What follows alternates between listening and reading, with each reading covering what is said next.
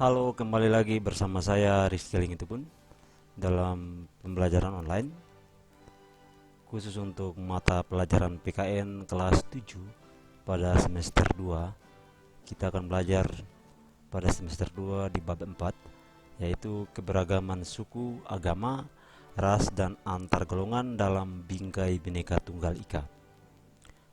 Pada halaman 83 di buku siswa kalian, boleh diperhatikan. Pada gambar 4.1 merupakan suatu ilustrasi bahwa masing-masing generasi muda atau siswa atau pemuda dan pemudi menggunakan pakaian adat masing-masing dan saling bergandengan tangan. Ini merupakan ilustrasi dari sebuah toleransi. Apa itu toleransi? Toleransi adalah saling hidup berdampingan antara satu dengan yang lain, meskipun kita berbeda suku, bangsa, bahasa, agama, dan lain-lain. Mengapa penting keberagaman suku, agama, ras, dan antar golongan dalam bingkai Bhinneka Tunggal Ika? Karena Bhinneka Tunggal Ika mengatur atau utamanya adalah membahas mengenai berbeda-beda tetapi tetap satu. Ini sesuai dengan kehidupan bangsa Indonesia. Jadi kita sebagai pemuda dan pemudi, sebagai pelajar, kita wajib mengetahui hal ini. Untuk apa? Untuk dapat mengembangkan atau menumbuh kembangkan kehidupan yang harmonis antara yang satu dengan yang lain.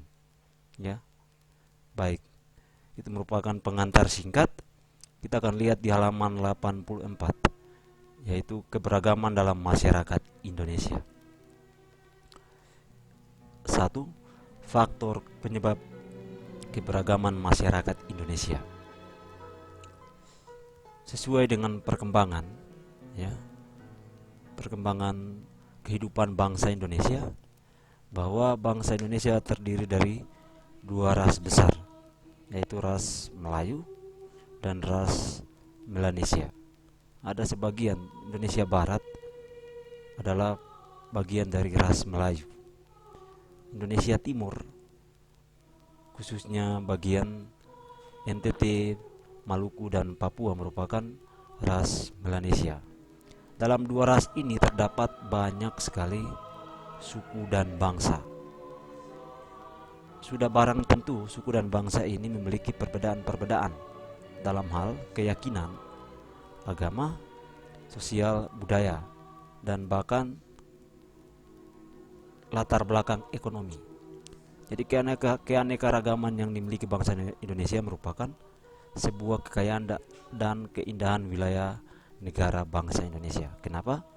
Karena bangsa-bangsa lain, contohnya Malaysia, hanya terdiri dari satu ras besar, yaitu ras Melayu.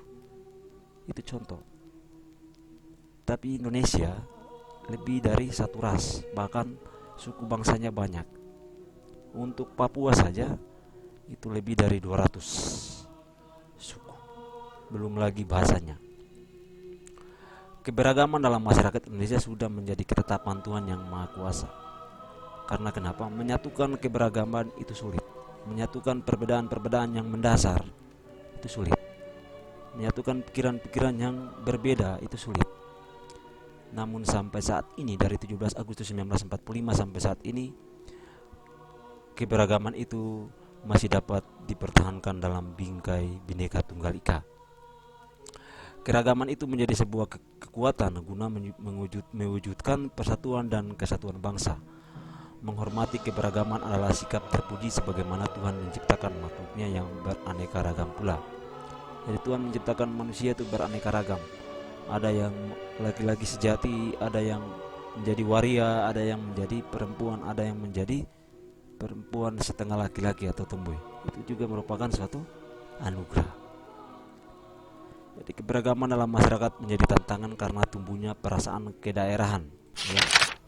Perasaan kedaerahan dan kesukuan yang berlebihan yang dapat mengancam keutuhan negara Kesatuan Republik Indonesia. Nah, ini merupakan beberapa alasan. Satu alasan penting kenapa kalau kita merasa daerah kita lebih baik dari, atau suku kita lebih baik dari orang lain, maka orang lain juga akan merasa sebaliknya, dan ini akan membuat suatu perbedaan itu semakin meruncing, perbedaan itu semakin tajam, ya. Oleh karena itu kita harus menghindar dari perasaan-perasaan tersebut. Menghindar dengan cara apa? Dengan cara belajar budaya bangsa lain, ya. Dengan cara belajar bahasa, bukan bahasa ya, belajar bagaimana orang lain itu dapat hidup. Dengan kita dapat mengetahui kehidupan orang lain, maka dengan sendirinya kita dapat mengetahui kelebihan dan kekurangan dari diri masing-masing. Untuk apa? Untuk meningkatkan kerukunan antar suku, pemeluk agama, dan kelompok-kelompok sosial lainnya, yang dapat kita lakukan juga dengan melalui dialog dan kerjasama. Prinsip kesetaraan, toleransi, dan saling menghormati. Keberagaman masyarakat Indonesia dipengaruhi oleh beberapa faktor, baik yang datang dari dalam maupun dari luar masyarakat. Hal ini juga dapat dipengaruhi oleh faktor alam, diri sendiri, dan masyarakat secara umum. Keberagaman masyarakat Indonesia disebabkan oleh hal-hal sebagai berikut. Yang pertama, letak strategis wilayah Indonesia. Ini sudah tadi Pak Guru sudah sampaikan awal bahwa Indonesia bagian timur itu lebih banyak, atau suku aslinya, ras aslinya adalah ras Melanesia. Kemudian yang berikut, kondisi negara kepulauan. Ini juga menjadi salah satu penyebab atau faktor. Kenapa? Karena setiap pulau itu terdapat beberapa suku. Bayangkan jika satu pulau saja memiliki beberapa suku, apalagi bangsa Indonesia yang memiliki banyak pulau atau dinamakan negara kepulauan, pasti banyak suku, beratus-ratus suku hidup dalam suatu negara. Itu hal yang sangat luar biasa. Yang berikut, perbedaan kondisi alam. Perbedaan kondisi alam dimaksudkan seperti ada daerah pegunungan, ada daerah pantai, ada daerah yang subur, ada daerah yang padang rumput, dataran rendah, rawa, dan lain-lain. Ya, di Papua saja, Papua pantai dan Papua pegunungan saja memiliki perbedaan kondisi alam. Ini cuma satu pulau. Belum lagi Maluku, Sulawesi, Jawa, Kalimantan, dan Sumatera pasti memiliki perbedaan kondisi alam yang sangat mencolok. Ini juga berpengaruh terhadap tingkah laku manusia. Lalu yang berikut, keadaan transportasi dan komunikasi. Untuk keadaan transportasi dan komunikasi saat ini sudah ada perbaikan-perbaikan dan perkembangan-perkembangan. Artinya sudah ada kesetaraan antara Indonesia Timur, Indonesia Tengah, dan Indonesia Barat. Sudah ada kesetaraan, sehingga dapat memudahkan manusia Indonesia atau masyarakat Indonesia dapat berkomunikasi antara satu dengan yang lain, dapat dimudahkan melalui internet dan lain-lain. Lalu yang berikut, penerimaan masyarakat terhadap suatu perubahan. Ya, suatu perubahan atau suatu yang namanya dinamika itu tidak dapat diterima secara mentah. Pasti ada gejolak, ada pro dan kontra. Ya. Perubahan-perubahan, contohnya perubahan dari era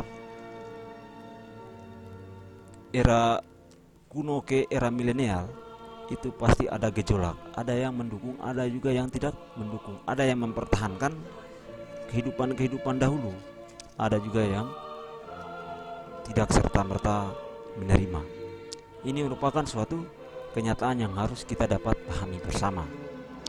Baik, itu beberapa hal yang merupakan faktor, ya, keanekaragaman yang hakiki oleh bangsa Indonesia atau yang dimiliki oleh bangsa Indonesia.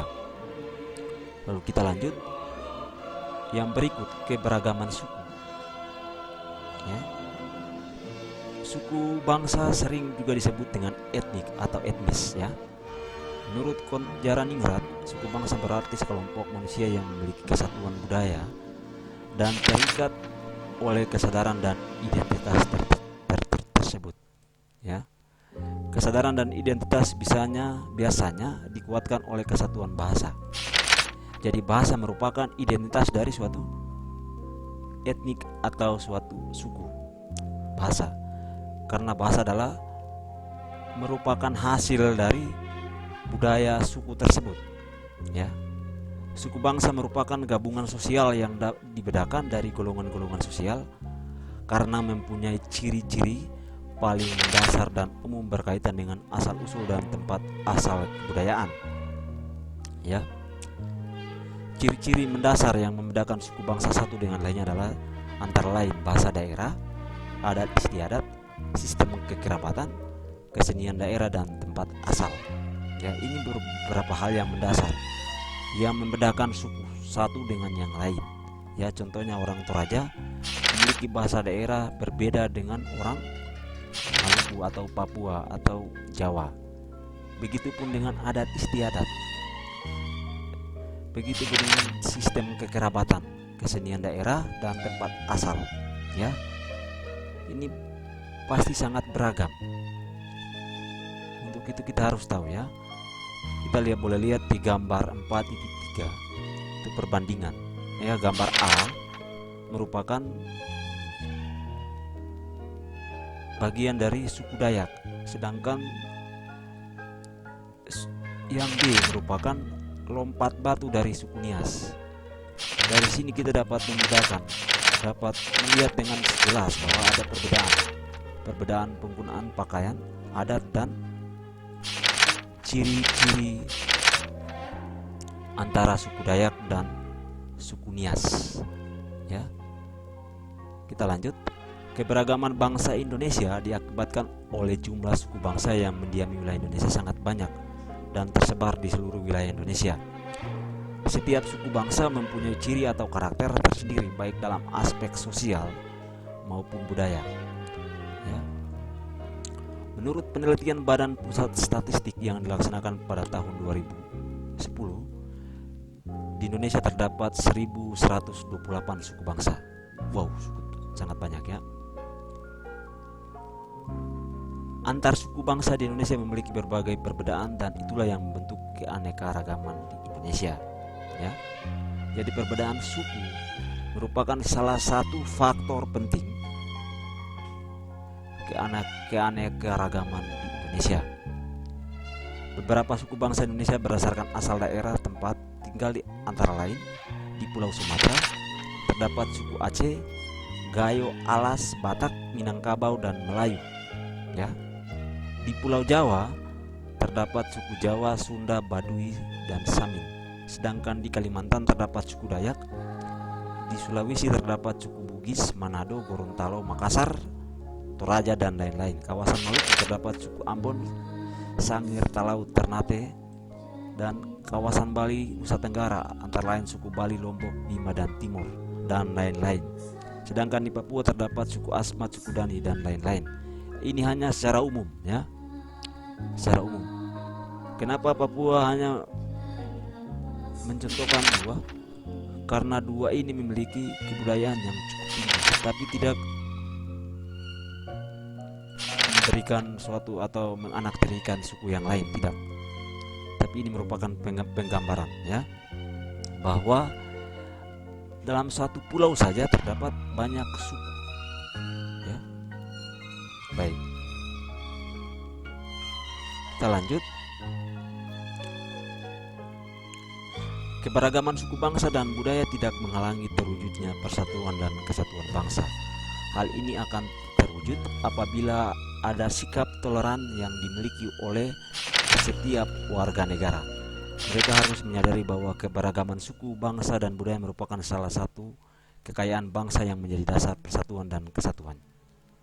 Harapannya, semoga dalam perbedaan suku, bangsa, dan budaya, seluruh warga negara tetap dapat menjalin persahabatan. Baik. Yang berikut, keberagaman agama dan kepercayaan. Ya. Ajaran agama Hindu dan Buddha dibawa oleh bangsa India yang sudah lama berdagang dengan Indonesia. Ini terjadi sekitar abad ke-4. Ya. Jadi agama Hindu dan Buddha merupakan agama pertama dari luar yang dibawakan oleh bangsa India ke Indonesia, lalu diikuti dengan ajaran agama Islam, ya, yang dibawa oleh pedagang Gujarat dan Parsi sekitar abad ke-13.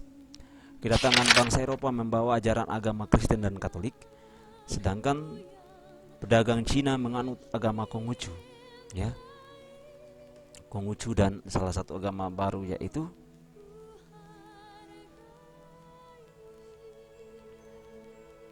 berbagai ajaran agama diterima oleh bangsa Indonesia. Oleh karena itu,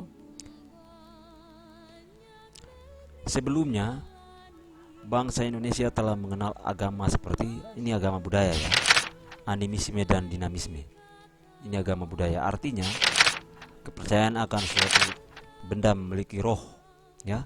Ini berasal dari nenek moyang bangsa Indonesia. Sebelum agama lain masuk, bangsa Indonesia telah mengenal agama budaya, yaitu animisme dan dinamisme. Pada intinya agama mengajarkan kepada umat manusia bahwa harus berbuat baik dan benar. Melakukan kebaikan dan menegakkan kebenaran adalah perintah Tuhan yang wajib dilaksanakan, ya.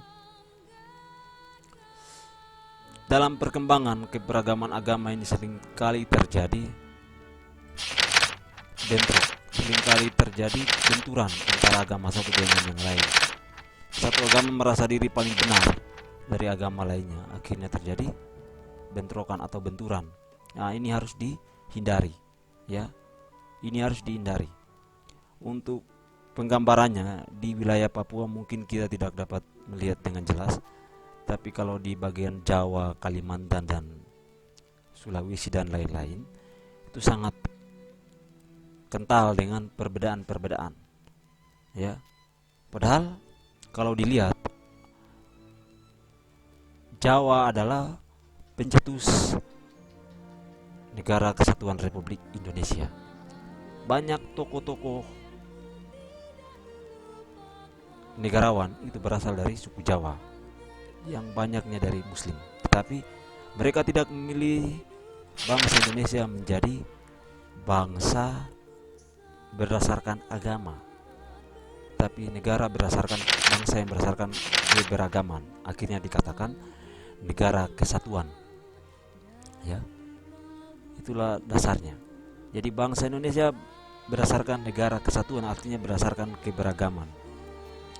Intinya ada pada Bhinneka Tunggal Ika. Ya, kita sudah melewati pada bab 1 dan sampai bab 3, dan kalian sudah paham pastinya.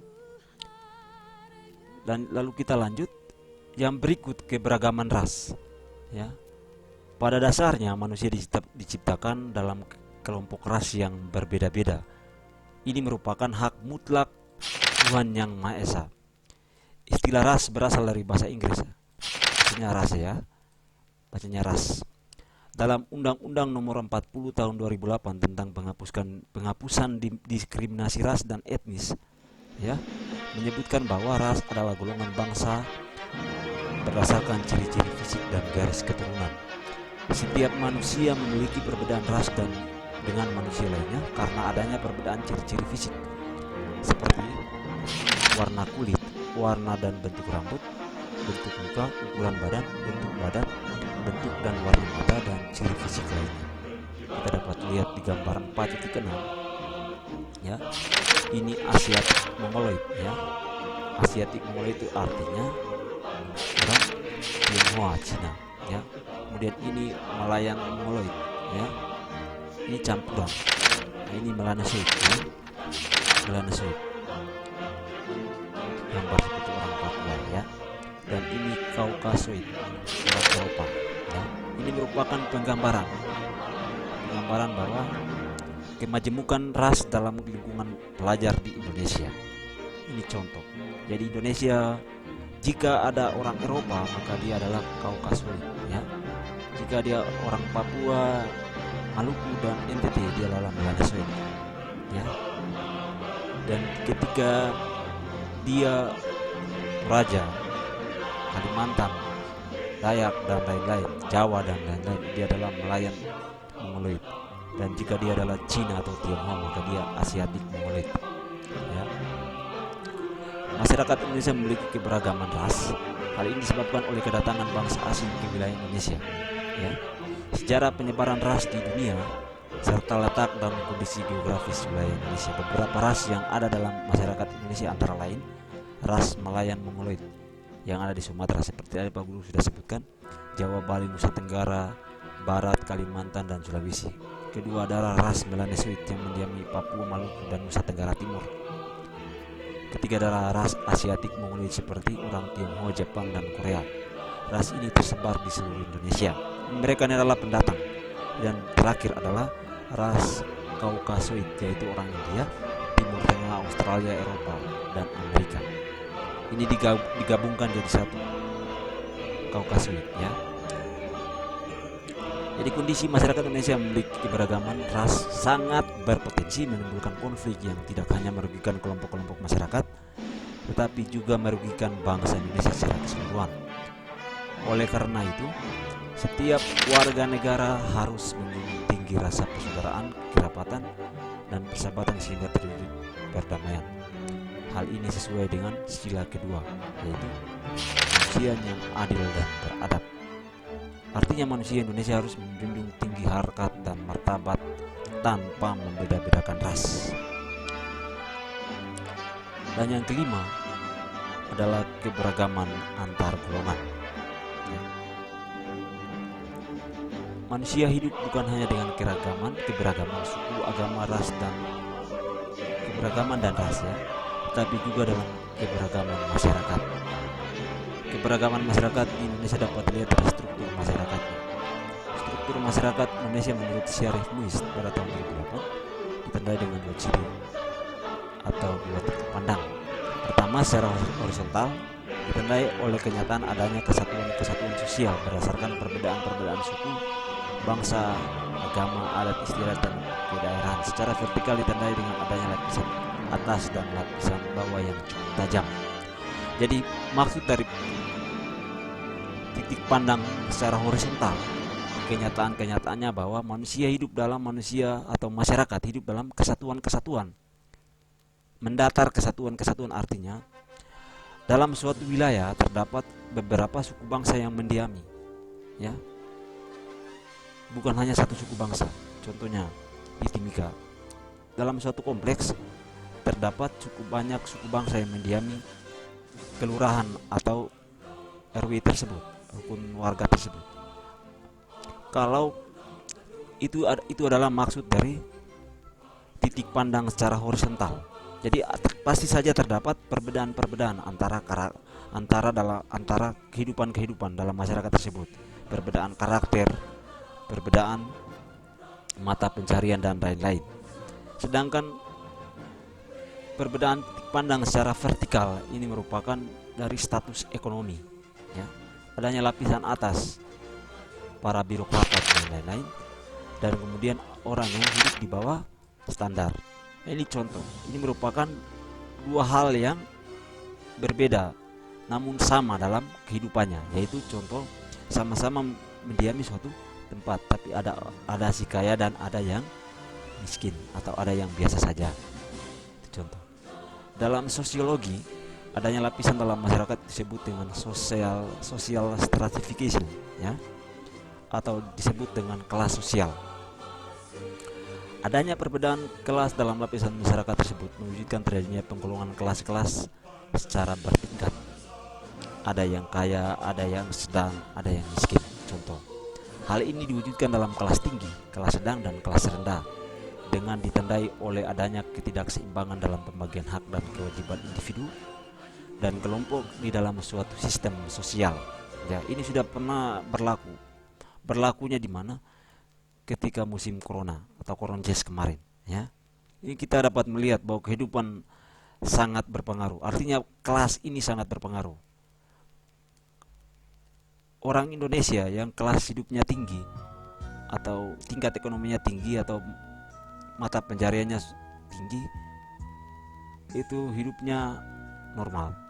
Berbeda dengan orang yang atau masyarakat yang kelas rendah. Sangat tergantung pada mata pencarian yang dicarinya secara tidak menetap, ya. kadangkala dia bekerja sebagai buruh, kadangkala dia bekerja sebagai tukang dan lain-lain. Ini tergantung pekerjaan-pekerjaan. Jika terjadi corona, maka pekerjaan menjadi macet. Itulah merupakan gejala-gejala atau perbedaan-perbedaan dalam social stratification atau kasus, ya. Selain dilihat dari lapisan masyarakat atau kelas sosial, keberagaman masyarakat ditandai oleh adanya segmentasi dalam bentuk-bentuk kelompok yang memiliki kebudayaan yang berbeda satu sama lain.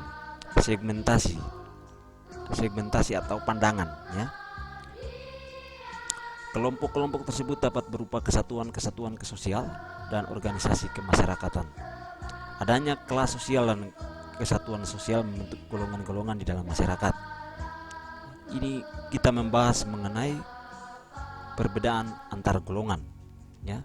Jadi kelas tinggi contohnya itu selalu contoh terjadi perbedaan karena kelas tinggi selalu menonjolkan kepentingan ekonomi yang tingkat tinggi, berbeda dengan kelas menengah ke bawah. Ini terjadi benturan sehingga kehidupannya selalu ada perbedaan. Inilah merupakan hal yang mendasar dalam perbedaan antar golongan sehingga dapat menyebabkan konflik. Itu saja beberapa penjelasan mengenai bab 4, ya. Bab 4 yaitu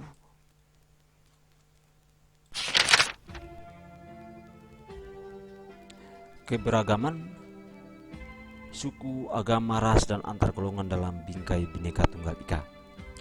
Jadi keberagaman bukan merupakan perbedaan yang harus kita pertajam untuk menjadikan konflik. Tidak. Dengan kehidupan yang saat ini terjadi atau dinamika yang saat ini terjadi, ya. Contohnya penajaman kasus-kasus atau perbedaan doktrin agama, ya, pelarangan ucapan Natal terhadap kita Kristen dari Islam dan sebaliknya dan lain-lain. Ini harus dihindari. Kenapa? Karena kita hidup itu saling berdampingan, ya. Kita bukan hidup di Timur Tengah, ya. Kita bukan hidup di India, kita bukan hidup di Eropa, tapi kita hidup di Indonesia. Agama apapun itu semua berasal dari luar. Yang pertama ada adalah animisme dan dinamisme. Sebaiknya kita mengintrospeksi diri bahwa kita adalah bangsa Indonesia. Agama yang kita peroleh, agama yang kita dapat itu merupakan agama luar. Jika kita sudah mengikatkan diri dengan negara Republik Indonesia, maka kita harus mengakui Bhinneka Tunggal Ika sebagai dasar atau pandangan hidup. Itu saja, sekian dan terima kasih.